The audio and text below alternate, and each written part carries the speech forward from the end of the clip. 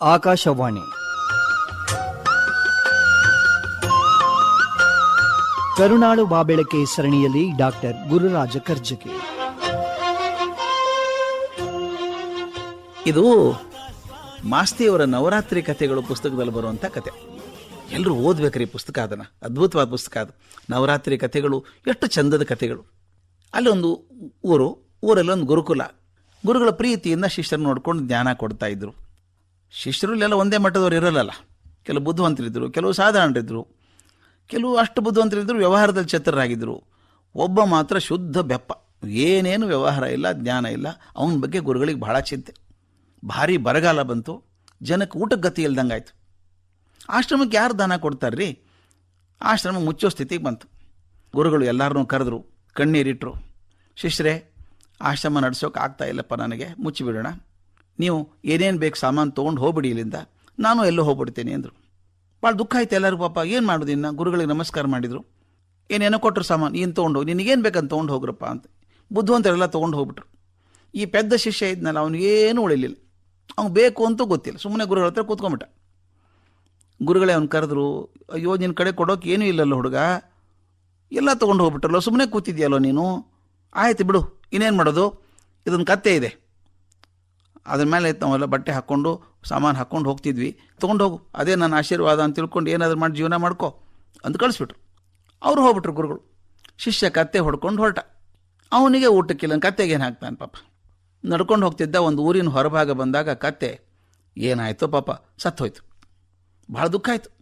ಗುರುಗಳ ಕೃಪೆ ಅದೊಂದೇ ಇತ್ತು ನನಗೆ, ಕತ್ತೆ ಸತ್ತೋಯ್ತೇ, ಅಯ್ಯೋ ಪಾಪ ಅಂದ. ಗುರುಗಳು ಕೊಟ್ಟಂಥ ಕತ್ತೆ ಅಲ್ವಾ ಅದು. ಅಲ್ಲೇ ತಾನೇ ಒಬ್ಬನೇ ಅಗದು ಕತ್ತೆ ನೆಲದಲ್ಲಿ ಹೋಗಿದು ಸಮಾಧಿ ಮಾಡಿದ. ಸಮಾಧಿ ಮೇಲೆ ಕಟ್ಟೆ ಕಟ್ಟಿದ. ದಿನಾಲು ಹೋಗಿ ಪೂಜೆ ಮಾಡೋ, ಹೋಗಿ ಹೂ ಹರ್ಕೊಂಬರೋನು, ಹೂ ತಂದು ಎಲೆ ಹಾಕಿ ಪೂಜೆ ಮಾಡೋನು. ಸಮಾಧಿಗೆ ಮಾತಾಡಲ್ಲ, ಆದರೆ ಪೂಜೆ ಮಾತ್ರ ದಿನಾಲು ಮಾಡೋ, ಬೆಳಗ್ಗೆ ಸಾಯಂಕಾಲ ಪೂಜೆ ಮಾಡೋನು, ಆರತಿ ಮಾಡ್ತಿದ್ದ. ಊರಲ್ಲಿ ಜನ ನೋಡಿದರು, ಸನ್ಯಾಸಿ ಇದ್ದಾನೆ ಇವನು, ಯಾವುದೋ ಸಮಾಧಿ ಪೂಜೆ ಮಾಡ್ತಾನೆ, ಯಾರು ದೊಡ್ಡವ್ರ ಸಮಾಧಿ ಇರಬೇಕಿದು, ಮಹಾನುಭಾವರ ಸಮಾಧಿ ಇರಬೇಕು ಅಂತ ಕಾಣಿಕೆ ಕೊಡೋಕೆ ಶುರು ಮಾಡಿದರು. ಹರಕೆ ಹೊತ್ತರಂತೆ ಕೆಲವರು, ಹರಕೆ ಎಲ್ಲ ಈಡೇರಿಬಿಟ್ರು ಅಂತೆ. ಕೆಲವು ಕನಸು ಬಿತ್ತಂತೆ, ಆ ಸಮಾಧಿ ಸ್ಥಳದಿಂದ ನನಗೆ ಸ್ಫೂರ್ತಿ ಸಿಕ್ತು ಅಂತೇಳಿ. ನೋಡಿ, ಜನ ಮರಳು ಜಾತ್ರೆ ಮರಳು. ದೂರದಿಂದ ಜನ ಬರೋಕ್ಕೆ ಶುರು ಮಾಡಿದರು.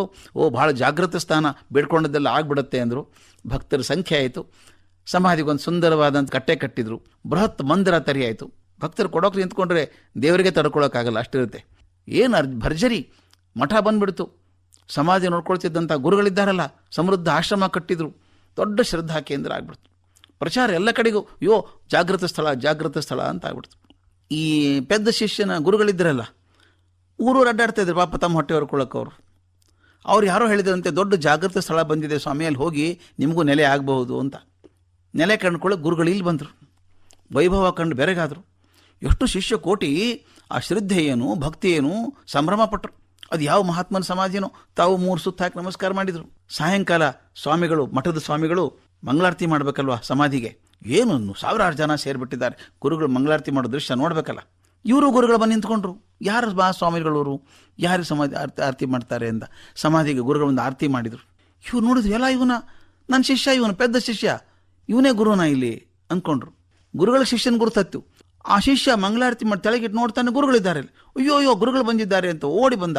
ಪೆದ್ದ ಮನಸ್ಸು, ಒಳ್ಳೆ ಮನುಷ್ಯ, ಒಂದು ಕಾಲು ಹಿಡ್ಕೊಂಬಿಟ್ಟ ಗಟ್ಟಿಯಾಗಿ. ಗುರುಗಳೇ ಬಂದ್ರಿ, ಭಾಳ ಒಳ್ಳೇದಾಯ್ತು, ನೀವೇ ನಡೆಸಿ ಆಶ್ರಮ, ನಾನು ನಡೆಸೋಕ್ಕಾಗಲ್ಲ, ನನಗೇನು ಗೊತ್ತಾಗಲ್ಲ ಅಂದ. ಒಳಗೆ ಕರ್ಕೊಂಡು ಹೋದ, ಊಟ ಮಾಡಿಸಿದ, ಗುರುಗಳಿಗೆ ಪೂಜೆ ಮಾಡಿದ, ಕಾಲು ಮುಟ್ಟು ನಮಸ್ಕಾರ ಮಾಡಿದ. ಆನಂತರ ಶಿಷ್ಯನ ಐಶ್ವರ್ಯ ಸಂಭ್ರಮ ನೋಡಿ ಆಶ್ಚರ್ಯಪಟ್ಟರು ಗುರುಗಳು. ಅಯ್ಯೋ ನೀನು ಭಾಳ ದಡ್ಡ ಅಂದ್ಕೊಂಡಿದ್ನಲ್ಲೋ ಮಾರಾಯ, ಅಂತೂ ನೀವೊಬ್ಬ ಪವಾಡ ಪುರುಷನ ಬೆನ್ನು ಹತ್ತಿ ಉದ್ಧಾರ ಆದ್ಯಪ್ಪ ನೀನು. ಆ ಯಾರ ಪವಾಡ ಪುರುಷ, ಅವನ ಸಮಾಧಿ ಇಷ್ಟೊಂದು ಜಾಗೃತ ಆಗಿದೆ ಅಂತ ಕೇಳಿದರು ಗುರುಗಳು.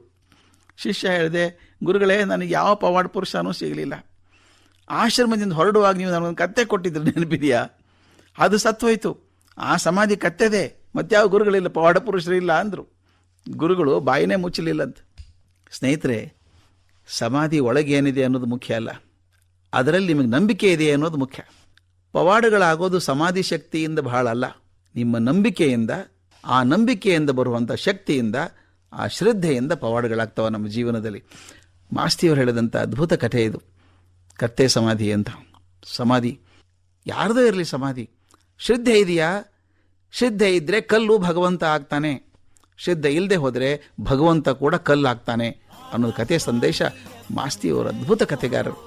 ಎಷ್ಟು ಚಂದದ ಕಥೆ ಮೂಲಕ ತಿಳಿಸಿದ್ದಾರೆ, ನಮ್ಮ ಮನಸ್ಸಿಗೆ ಇಳಿಬೇಕು ಅಷ್ಟೇ.